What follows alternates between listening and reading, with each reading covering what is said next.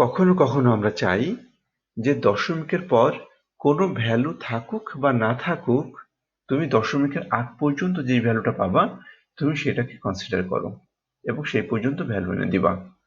এই ক্ষেত্রে আমরা রাউন্ড ডাউন ফাংশনটা ইউজ করব। Round down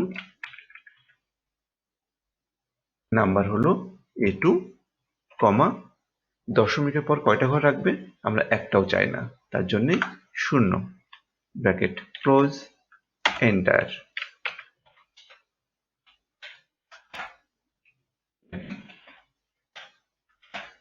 round down.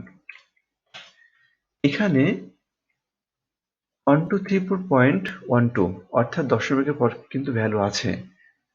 Round down করার ক্ষেত্রে ও দশমিকের পরে কোনো ভ্যালু রাখবে না।